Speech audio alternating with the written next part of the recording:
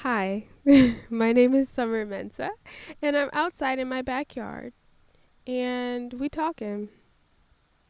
Welcome, and whenever you're watching this, I hope you're having a good day. Let's jump on a train and talk about stuff that's good. So, I don't really I've never had a YouTube channel before. I know I've uploaded a lot of videos, but I know people don't really do this, but like, if you'd like to be my friend, hit me up on the emails.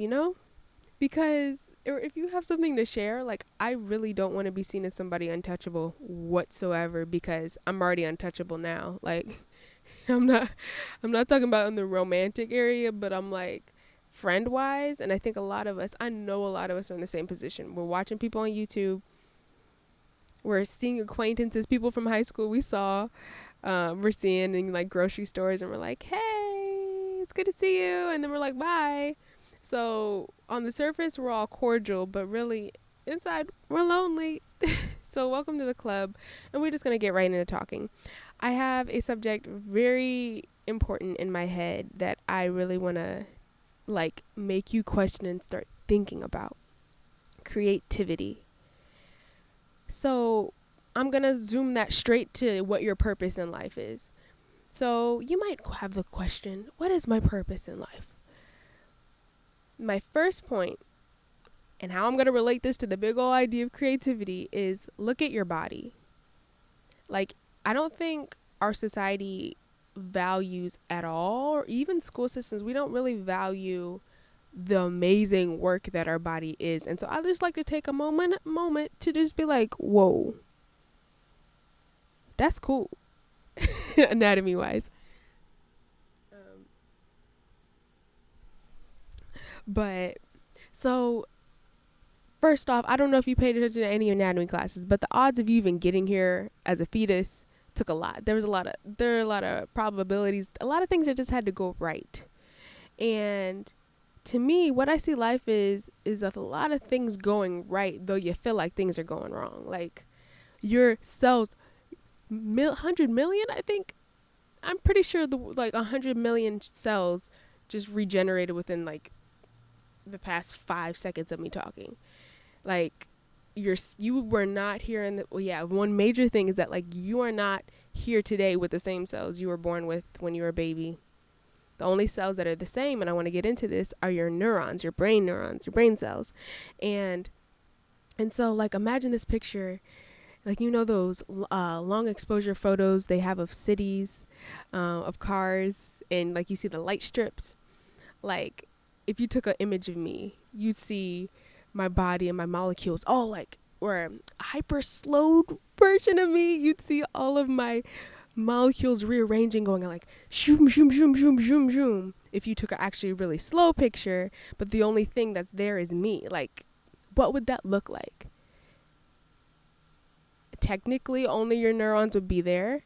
And so the main point I'm trying to say,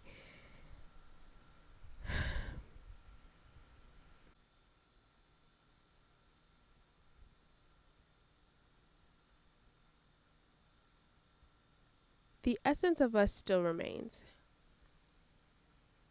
Now, what is the essence of us? I think I'm going to propose when people talk about God, they're like, God exists or God doesn't exist. That's just been the big old debate forever.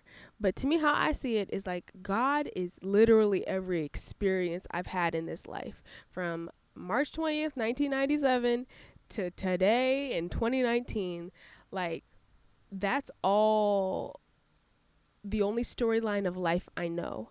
I've gotten to see life in the perspective of news and other people. I've learned, I've gotten bullied, I've made successes, I've went to college for a little bit.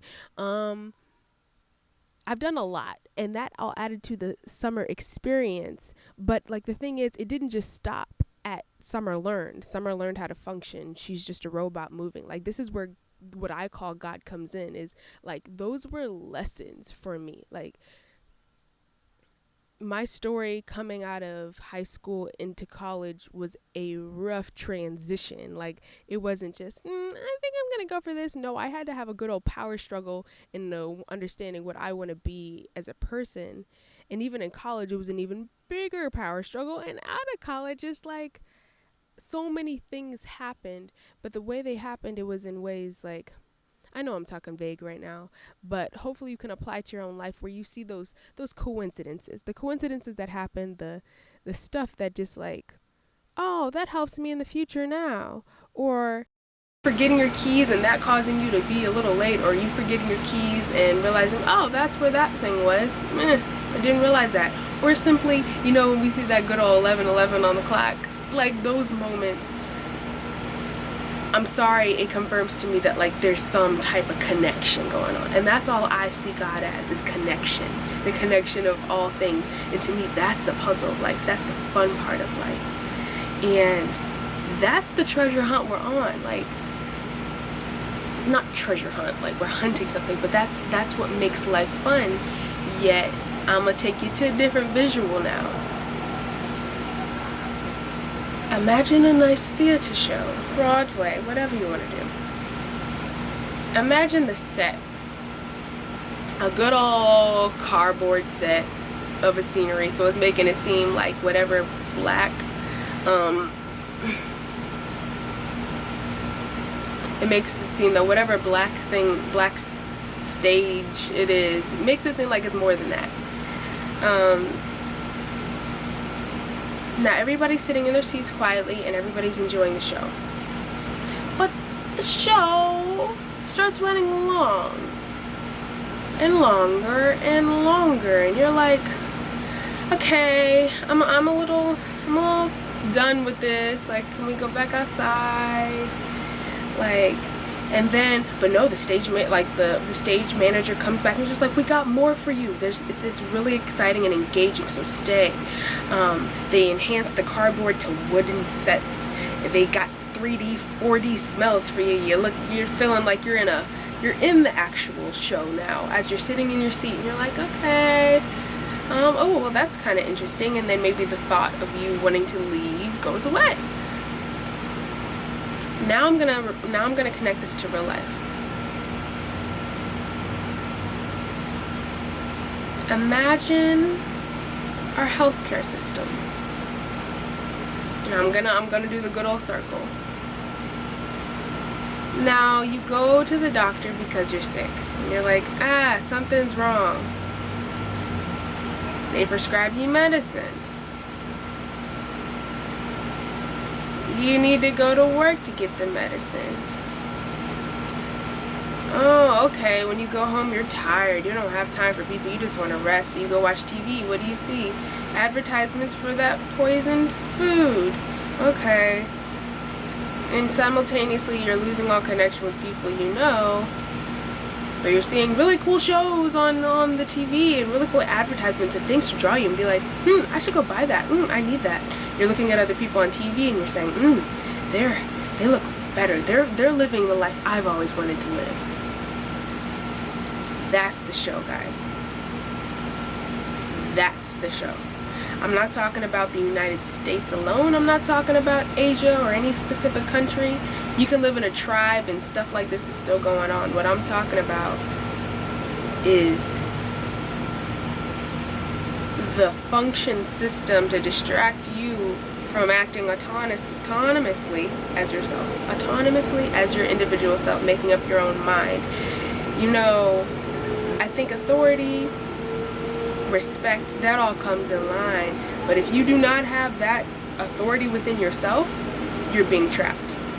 So at first I didn't buy into the American system is a jail, you're just paying off your debt and we're working. I didn't buy into that. At first I was just like, freedom is a mindset.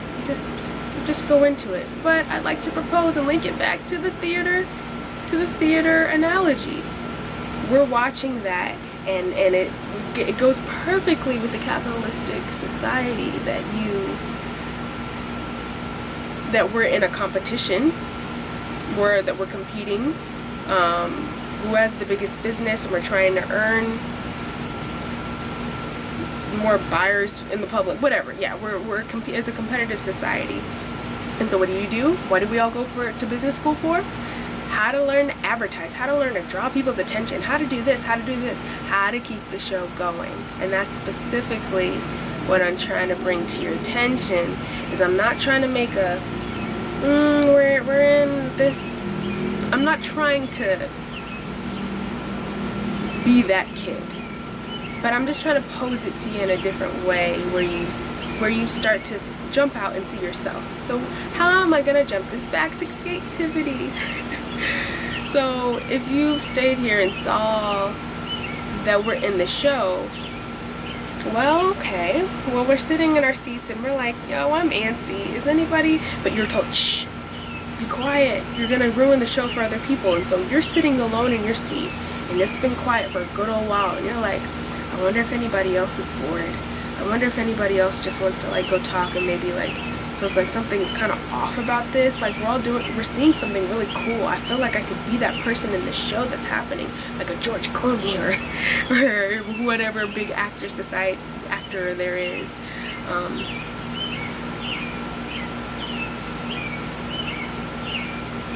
That's what, to me, to me, I feel like that's what life in society is like right now. I have my neighbors in these nice big old suburban houses. I am my ancestors' biggest, wildest dream. We're living in a big old house in America, free, but I don't talk to any of them. I've been saying hi to the same man for the past 16 years. I only know his first name, I only know his wife's name. We smile and he says, how are you doing? And I say, good. One of my neighbors passed away. She was the only person my mom talked to. Man, she was a lovely lady.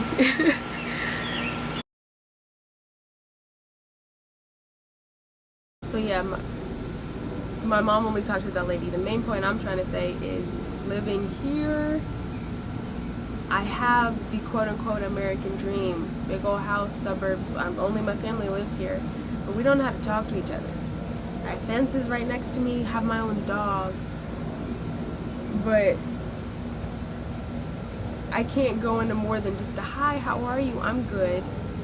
Like, not without, even my own parents. It's hard even to go into that. And so, like, what I'm calling for, why I'm making this, is I'm calling for a society in a community. That's why I can say straight up, hit me up, like email me, because there really shouldn't be any borders into the people I meet on this planet. And just because I'm holding a microphone and recording myself does not mean that makes me king or queen.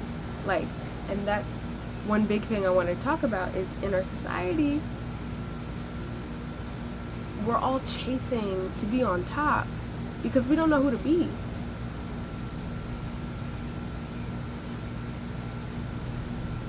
And we're all trying to get fame because it seems like that's where all the dopamine is, that's where the living of life, that's where all the money is. But like, it's all within that theater,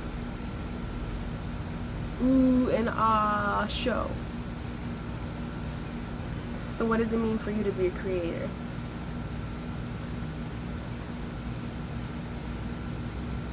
A creator is one who chooses. You want to know what your purpose in life is? Is to choose. Now, what our society is doing is they're kind of taking your right to choose by saying, watch this, do this, do this, do this. And we're kind of going along with it because we're like, I don't want to be poor. I don't want to live in a box. I want to take care of my family. But I'm calling for you to step back and be like, okay, well, if I have all of these beautiful systems within my anatomy, if all of these things are taken care of, I don't even have to try to breathe. I don't have to try to blink. Things are generating, trillions of pieces are in my body, and I only feel like my whole self. Now that must give you a guide to be like, yo, maybe I should relax. Maybe the designer of all this wanted me to relax for a sec and be like, just do that first. And then really and realize that you're the sole owner. Like, if we were neurons in our brains are actually pretty close to who we are as people. We connect, we learn really quickly, we adapt to stay alive. But we aren't neurons. You could call us walking neurons. We have strong connections to our neighbors, but we also have strong connections to ourselves. And so the main thing I'm trying to say is, because it's hard to talk, honestly, like, saying important messages like these aren't easy. This fight in life is not easy because we're all trying to learn how to be individuals in a society that's also very much stay with the status quo.